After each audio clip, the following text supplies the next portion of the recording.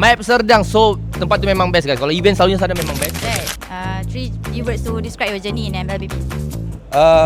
Perkenalan bersama Dark System. Sakit tapi indah. 3 benda untuk describe MLBB best, entertaining dan Dark System.